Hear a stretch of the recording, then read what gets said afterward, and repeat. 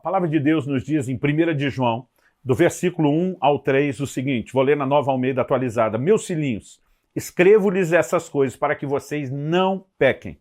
Mas se alguém pecar, temos advogado junto ao Pai, Jesus Cristo, o justo. Ele é a propiciação pelos nossos pecados, e não somente pelos nossos próprios, mas também pelos do mundo inteiro. E nisto sabemos que o temos conhecido, se guardamos os seus mandamentos. Bom, a primeira instrução aqui é, meus filhinhos, essas coisas eu vos escrevo para que vocês não pequem.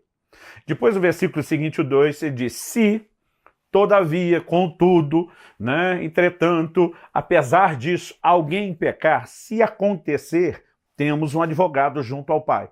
Mas logo depois de dizer que, no caso de sairmos do trilho, da proposta de não pecar, tem conserto, ele volta a dizer no versículo 3, nisto sabemos que o temos conhecido, se guardamos os seus mandamentos. Em outras palavras, Deus, através de Jesus Cristo, não apenas nos resgatou de pecados cometidos, para que a gente vivesse na mesma prática de pecado, com a diferença que agora nós vamos sendo perdoados. Nós precisamos entender que o Evangelho não apenas remove a condenação dos pecados que nós já cometemos, mas ele também nos livra do poder do pecado. Isso significa que a gente não escapa só da culpa do que já fez de errado, mas a gente pode não pecar. Em todo o processo de santificação, é necessário entender que, de fato, essa é a meta proposta. Não quero falar muito sobre santificação, esse é um assunto difícil de resumir. Eu tenho um curso inteiro disponível, gratuito, na nossa escola, chamado O Impacto da Santidade. São 4 horas de ensino sobre isso, se você quiser se aprofundar. Mas o que nós precisamos entender é, se Deus está nos orientando, filhinhos, eu lhes escrevo para que vocês não pequem. Nós precisamos saber não apenas que o pecado deve ser evitado, mas uma outra coisa que nós também precisamos entender é o que é pecado. Qual é a definição de pecado? Esse questionamento precisa ser feito. Não adianta saber apenas que não devemos pecar, mas precisamos entender o que é o pecado, porque só assim conseguiremos, então, de fato, evitá-lo. Então, com isso em mente, eu acredito que nós vamos avaliar 2 possíveis extremos. Tem coisas que podem parecer pecado sem ser. Um exemplo disso é quando Paulo, em Efésios 4, versos 26 e 27, ele diz, fiquem irados e não pequem. Não deixem que o sol se ponha sob a ira de vocês e nem deem lugar ao diabo. Em outras palavras, ele está dizendo, as traduções mais antigas que conhecemos dizem, irai-vos e não pequeis. Fiquem irados, mas não pequem. A reação de muitos, muitas vezes, é pensar, não, a ira é pecado. De acordo com esse texto, não necessariamente. Você pode irar e pecar, ou você pode irar sem pecar. O que define o pecado não é meramente a ira, mas aquilo que se faz com ela. Então ele dá algumas advertências. Não deixe que o sol se ponha sob a ira de vocês, sentimentos não resolvidos no coração ou mesmo em aspectos relacionais. Ele diz, não deem lugar ao diabo. Alguém, por meio dos sentimentos errados, da falta de perdão, pode se expor à ação do inimigo. Agora, nós não podemos deduzir que, apesar da ira poder levar alguém ao pecado, que ela em si necessariamente seja pecado. Por outro lado, existe aqueles que pecam sem ter conhecimento até mesmo que estão pecando, e pecam até mesmo pela falta justamente do conhecimento. Em 1 Coríntios, no capítulo 15, no versículo 34, Paulo diz assim, voltem à sobriedade como convém e não pequem, porque alguns ainda não têm conhecimento de Deus. Digo isso para vergonha de vocês. O apóstolo Paulo está se dirigindo aos crentes da igreja de Corinto. Quando ele diz alguns não têm conhecimento de Deus, ele não está dizendo que aquelas pessoas nem ouviram falar absolutamente nada de Deus, mas o conhecimento era tão raso, era tão limitado, que muitos, por essa falta de conhecimento de Deus, da pessoa de Deus, dos mandamentos de Deus, da sua palavra, eles estavam deixando de agir com aquilo que Paulo adjetiva como sobriedade. Então ele diz, voltem à sobriedade, não pequem. Em outras palavras, parem de pecar. Então, alguns deles, obviamente, estavam agindo de maneira a deduzir que algo não era pecado, quando era. E muitas vezes nós temos gente deduzindo que algo é pecado, como a ira, sem que ela necessariamente o seja. Então, para evitar pecar, nós precisamos entender o escopo geral. Bom, dito isso, eu quero abordar pelo menos 4 aspectos que precisam ser levados em consideração quando falamos a respeito de pecado. O primeiro é a definição mais básica e simples de pecado na Bíblia. Está lá em 1 de João, capítulo 3, versículo 4, que diz, todo aquele que pratica o pecado também transgride a lei, porque o pecado é a transgressão da lei. O pecado é a quebra da lei, é a desobediência. Essa é a definição bíblica de pecado. Agora, quando falamos de desobediência, nós precisamos entender que ela é uma desobediência aos mandamentos de Deus. Então, há coisas que Deus determinou de uma maneira muito clara, né? E quando falamos dos mandamentos de Deus, nós podemos separar aqui dois níveis, dois aspectos. O primeiro, nós podemos definir que são suas leis, seus preceitos, seus decretos, que são parte das Escrituras Sagradas, a Bíblia, a sua palavra. Em Deuteronômio 17, 19, Deus falando do futuro rei de Israel diz assim: o rei terá esse livro consigo. O verso anterior, o 18, diz que o homem que se assentasse no trono para reinar deveria ter uma cópia do livro da lei consigo e lê-lo todos os dias. Então, aqui o Senhor diz: o rei terá esse livro consigo, nele lerá todos os dias da sua vida, para que aprenda a temer o Senhor, seu Deus, a fim de guardar todas as palavras desta lei e esses estatutos para os cumprir. Quais palavras e estatutos dessa lei? A palavra escrita. A palavra de Deus, a Bíblia Sagrada, né? As Escrituras, elas são o nosso padrão de fé e conduta, elas determinam a nossa crença, elas são a forma primária pela qual Deus fala conosco e também a maneira pela qual julgamos todas as outras. No entanto, além de falar dos mandamentos de Deus, falando da lei escrita, precisamos reconhecer na Bíblia mandamentos que não eram parte da Escritura. Então, por exemplo, quando Deus fala com Adão, lá no jardim, a respeito de uma árvore da qual não poderia comer, aquilo era uma instrução personalizada ao primeiro casal. Não era, né, algo que fizesse parte de algum livro de regras que eles tivessem acesso. E ao longo, né, da própria Escritura, dos registros da Bíblia Sagrada, nós percebemos como Deus também deu mandamentos personalizados para muita gente. Então, por exemplo, em 1 Samuel, no capítulo 13, no versículo 14, Deus envia o profeta Samuel para confrontar Saul, dizendo: mas agora o seu reinado não subsistirá. O Senhor buscou para si um homem segundo o seu coração e já lhe ordenou que seja príncipe sobre o seu povo, porque você não guardou o que o Senhor lhe ordenou. Então, havia uma instrução muito clara que havia sido dada a Saul, né? Especificamente sobre não sacrificar enquanto Samuel não chegasse. De repente, o povo começa a dispersar, Saul, preocupado com a popularidade, em vez de obedecer o mandamento, vai e faz as coisas de forma contrária à instrução que havia recebido. A instrução que ele recebeu não era mera e simplesmente, né, um mandamento escrito. Aquele prazo dos 7 dias foi uma palavra personalizada que Deus, por meio do profeta, havia dado a ele. E quando ele se posicionou quebrando aquela instrução personalizada, ele estava desobedecendo a Deus, ele estava pecando, ainda que não necessariamente estivesse transgredindo o mandamento das Escrituras. É importante que a gente entenda não só a definição básica de pecado, né, como a desobediência, a transgressão da lei, da palavra de Deus. E quando falamos lei, não pense você que isso se limita somente ao Velho Testamento. O Novo Testamento é um modelo de obediência exatamente o mesmo em relação ao Velho Testamento, quando se fala de obedecer, com a distinção que agora, pela graça, nós somos turbinados, por assim dizer, para fazer aquilo que na natureza carnal, antes do novo nascimento, na antiga aliança, a própria Bíblia diz em Romanos 8,3, né, que a lei estava enferma pela carne. Era impossível o homem viver plena obediência a Deus por um problema de natureza. Agora, na nova aliança, nós somos empoderados por Deus pela manifestação da graça. Jesus apresenta mandamentos e ele diz: aquele que tem os meus mandamentos e os guarda, esse é o que me ama. Aliás, o nível de mandamentos que Jesus apresenta, eles estão ainda num patamar superior aos da antiga aliança. Na antiga aliança estava escrito, né, amarás o teu próximo e odiarás o teu inimigo. Jesus diz: eu, porém, vos digo. Esse eu, porém, ele estava dando um upgrade, uma atualização, indo além da lei do Velho Testamento para dizer: eu quero que vocês amem os inimigos, orem por aqueles que os perseguem. Jesus não veio facilitar o padrão da lei para que a gente pudesse cumprir. Ele veio nos empoderar para que a gente pudesse ajustar a um padrão ainda mais alto. Mas a obediência continua. Hebreus capítulo 5, versículo 9, né, diz que Jesus se tornou autor de eterna salvação para todos aqueles que lhe obedecem. Paulo diz tanto no capítulo 1 como no capítulo 16, ou seja, começa e termina a Epístola de Romanos falando sobre a obediência da fé. Então a vida cristã, ela é uma vida de obediência, tanto aos mandamentos escritos como a instruções personalizadas. Deus pode dar uma instrução para um que não deu para outro. No início do meu ministério, o Espírito Santo falou comigo de uma maneira muito clara que eu não tivesse ganho pessoal com a venda dos meus livros. Isso não significa que outros não possam ganhar. Pelo contrário, de acordo com a Escritura, o trabalhador é digno do seu salário. No entanto, por conta de uma direção específica que eu tive, eu estou debaixo de um mandamento personalizado e eu preciso cumpri-lo.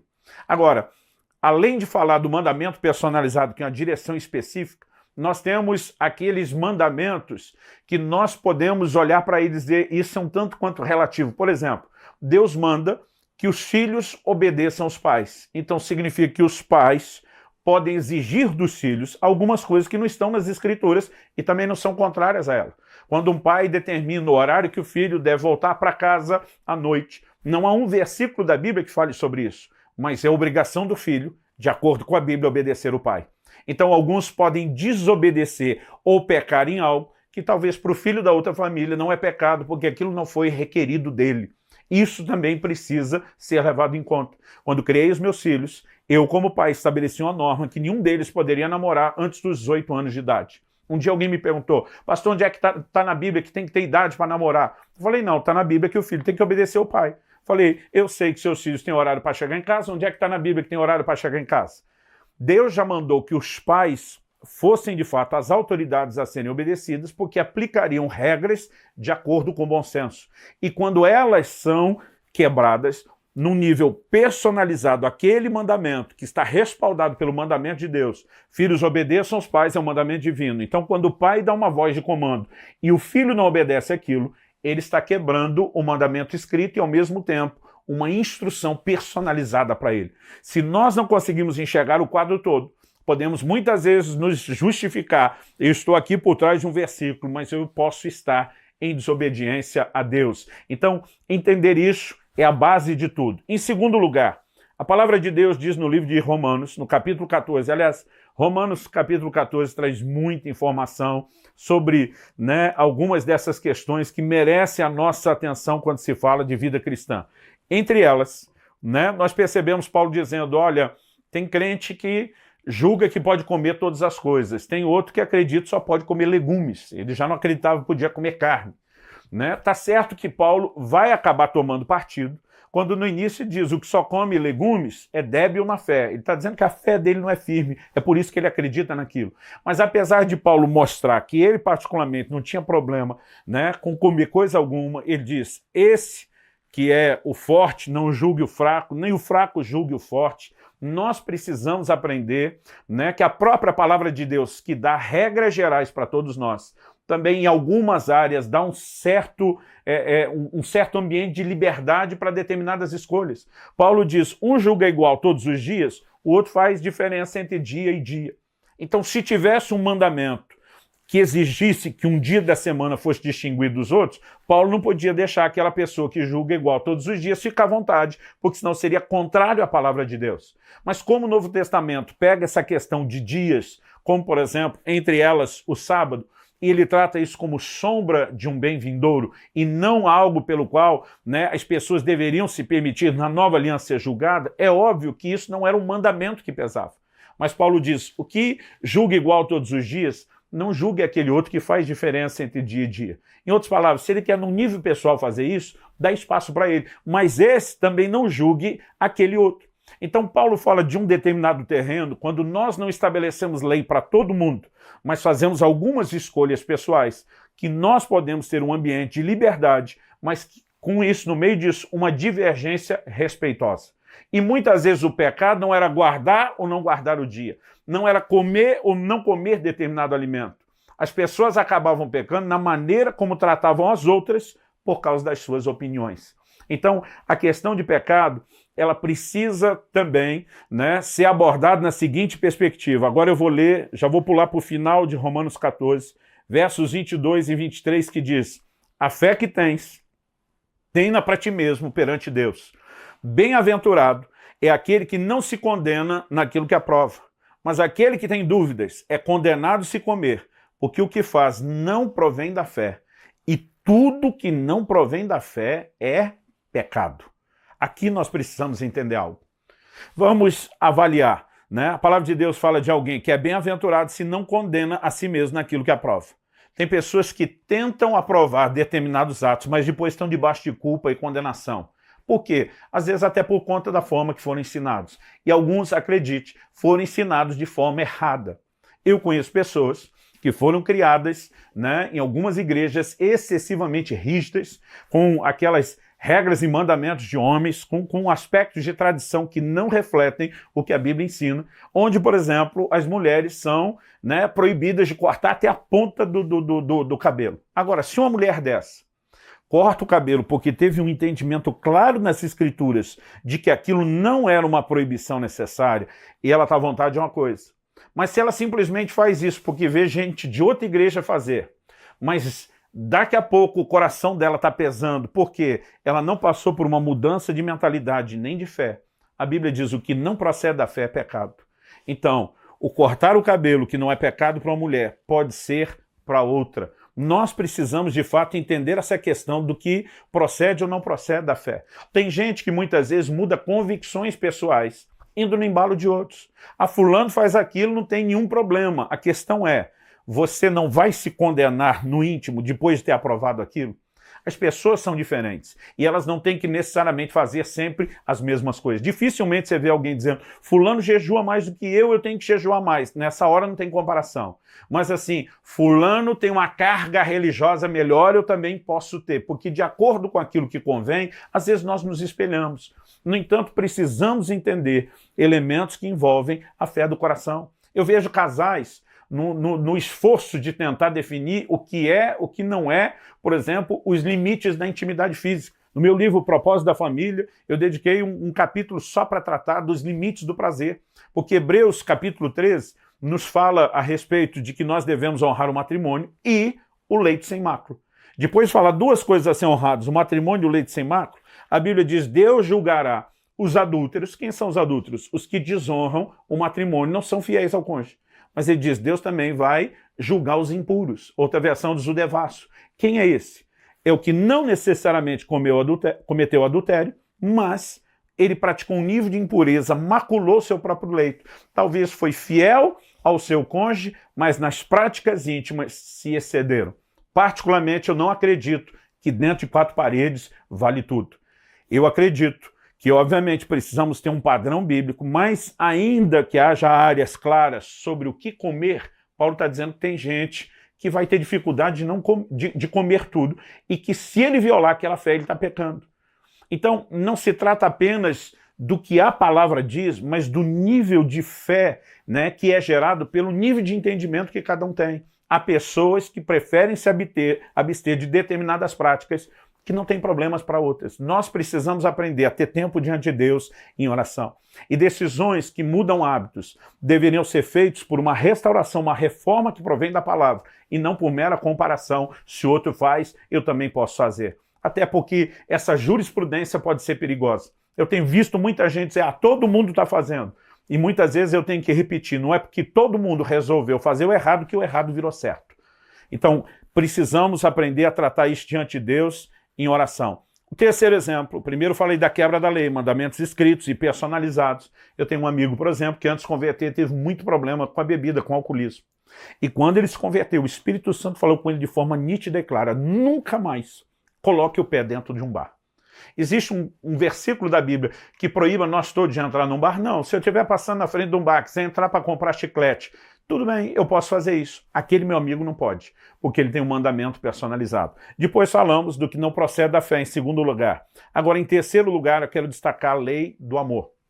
Ainda em Romanos 14, dos versículos 13 a 15, Paulo diz assim, portanto, deixemos de julgar uns aos outros. Pelo contrário, tomem a decisão de não pôr tropeço ou escândalo diante do irmão. Ele diz, eu sei e estou persuadido no Senhor Jesus que nada é impuro em si mesmo, a não ser para aquele que pensa que alguma coisa é impuro. Para esse é impura.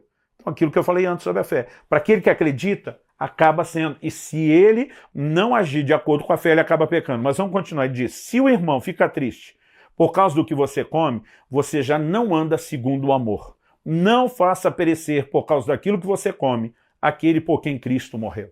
Eu quero falar agora da lei do amor. Qual a diferença do que nós falamos anteriormente, do que não procede da fé e a lei do amor? O que não procede da fé, vamos dizer, se aplica a uma outra pessoa diante da qual eu estou com quem me relaciono.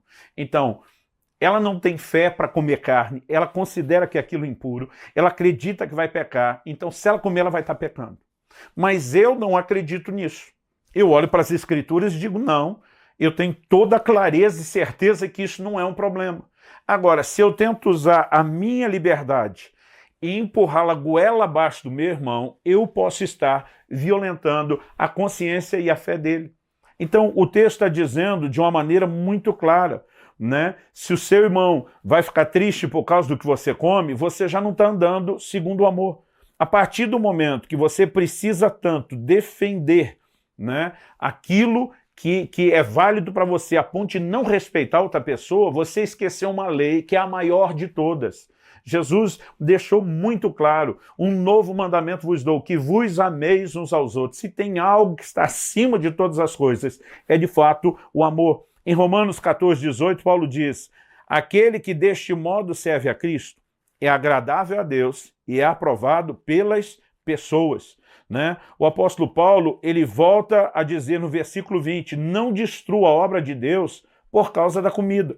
Todas as coisas, na verdade, são puras, mas não é bom quando alguém come algo que causa escândalo. Então, ele está dizendo particularmente o que eu acredito, e na doutrina, tudo é puro, não tinha que ter restrição. Mas se eu estou diante de alguém que não tem maturidade, que é débil na fé, e eu tento simplesmente, em nome, né, de defender a minha liberdade, eu tento empurrar isso na vida daquela pessoa, estou ferindo ela. Paulo chega ao ponto de dizer, se comer carne escandaliza meu irmão, nunca mais vou comer. Ele está dizendo, eu abro mão do meu direito para não ferir outras pessoas. E muitas vezes nós vamos deixar de fazer o que não era necessariamente pecado em si, porque a forma como nós fazemos, ela pode se tornar pecado. Então precisamos, de fato, entender a lei do amor. Quando se trata de relacionar com outros, né, a pessoas em nome do seu direito, desrespeitando completamente os outros. E aí, de acordo com a Bíblia, já não estamos andando segundo o amor. Se há algo que é o cumprimento da lei, é o amor. Em quarto e último lugar, eu quero destacar aqui a diferença entre pecado e impureza. No Velho Testamento, pecado se tratava com sangue. Impureza se tratava com água. Pecado normalmente era a quebra de um mandamento claro. Impureza era algo que a pessoa poderia involuntariamente, né, ser envolvida. Então, por exemplo, se ela tocasse num determinado tipo de enfermo, num determinado tipo de animal, ela poderia estar impura. Ela não precisava de um sacrifício do animal, não precisava do sangue, que é o símbolo da redenção dos pecados, mas ela precisava se banhar em água e esperar um determinado tempo para que então tudo estivesse resolvido. Quando falamos de santificação, Deus quer tratar tanto com pecado como com impureza. Cada um é um nível de empecilho distinto, mas ele precisa de um tratamento específico. Quando feriram Jesus na cruz, a Bíblia diz que dele saiu sangue e água. Os dois elementos que no Velho Testamento eram figuras de santificação. O sangue para a remoção do pecado, a água para a purificação. E aqui nós precisamos entender algumas coisas que realmente não são necessariamente pecado. Então, por exemplo, eu vejo gente tentando, né, estabelecer regras que nunca esteve na Bíblia. Né? Há igrejas que elas têm todo um código de conduta, e eu não estou dizendo que alguém que está debaixo de uma certa paternidade espiritual não deveria honrá-lo. Nós só não podemos confundir isso com o mandamento bíblico. Então, há discussões que já vêm de muito tempo. Então, por exemplo, ouvir uma música secular que não é cristã, é pecado ou não é? Particularmente, eu não acredito que é pecado. Por quê? Porque nós não temos um mandamento na Bíblia a respeito disso. Agora, no mínimo, o que também deveria ser levado em conta, que não quer dizer que não haja impureza por trás disso. As pessoas, às vezes, só estão olhando aquele aspecto. É ou não é pecado? Né? Agora, tem coisas que não são pecado, mas que podem te levar a pecar e que vão atrapalhar o relacionamento com Deus. Então a pessoa passa o dia inteiro ouvindo muitas vezes músicas com valores de imoralidade, de sensualidade, de violência, e você de fato acredita que isso não vai trazer nenhum tipo de impureza, né, e atrapalhar a sua forma de se relacionar com Deus, mesmo que não seja pecado, pode ser algo que te leve a pecar. Então há igrejas que estabeleceram regras específicas, né? Vou citar aqui uma, por exemplo, que proíbe os seus membros de assistirem televisão. Mas desde que a internet surgiu, eles nunca se pronunciaram. Então, o crente não tem a televisão em casa, mas pelo computador, via internet, ele assiste a mesma programação que passaria na televisão, mas não é errado porque ele não tem televisão. Agora, se tivesse que avaliar o que era errado, era o aparelho ou era a programação? E as pessoas muitas vezes estão, em nome da regra, só tentando achar um jeito de fazer aquilo sem a preocupação de eu não vou pecar contra Deus porque eu quero honrá-lo, porque eu não quero me distanciar dele. Não é mero e simplesmente ter uma regra ou alguém me vigiando. Quando a mulher de Potifar estava dando em cima de José, aparentemente o cenário estava todo favorável se ele quisesse cometer o pecado, porque não havia vigilância de ninguém. Mas ele olha para aquela mulher e diz: como cometeria eu tamanha maldade contra Deus? José está dizendo: o dano do pecado é para mim, eu vou ser o grande prejudicado, estou fora, não quero saber disso. Então, quando de fato entendemos o que traz dano para a relação com Deus, nós passamos a evitar. Pastor, tem um mandamento que proíbe o crente de assistir jogo no estádio? Não. Agora, as únicas 3 vezes que eu fui a um estádio de futebol na minha vida, né, teve a parte da diversão, não só em relação ao time que jogava, os amigos, irmãos em Cristo que estava, sim. Agora, o tempo que eu passei ouvindo palavrão, particularmente, não é algo que eu quero me sujeitar a isso toda hora, o tempo todo. Agora, cada pessoa deve entender o que traz ou não dano para si, né, e aprender não a controlar os outros ou ser controlado, mas pelo temor a Deus, pelo zelo para com o Senhor, né, com aquele entendimento de eu não vou pecar para não afastar Deus e para não perder o melhor dele. Aprendemos, então, a ir nos aperfeiçoando na obediência. A Bíblia diz em Hebreus, capítulo 5, que Jesus Cristo aprendeu a obediência pelas coisas que sofreu, ali no versículo 8. Né? Nós, quando lemos isso, Jesus nunca pecou. Significa que ele obedeceu uma vida inteira, mas ele ainda está aprendendo novos níveis de obediência. Às vezes, já estamos ali obedecendo o que é claro nas Escrituras, mas nem sempre estamos obedecendo alguns níveis da orientação personalizada. Precisamos aprofundar o relacionamento com Deus, ouvir as orientações do Espírito Santo, que são pessoais, amadurecer. E o que importa é que no final, de fato, a gente possa dizer: eu não vou pecar. Se pecar no meio do caminho, não vou desanimar, não vou desistir, vou receber a restauração, mas vou levantar a cabeça, como diz Paulo, esquecendo as coisas que ficam para trás. Vou voltar a correr para o alvo, decidido a não viver pecando. Mas para que a gente pratique isso,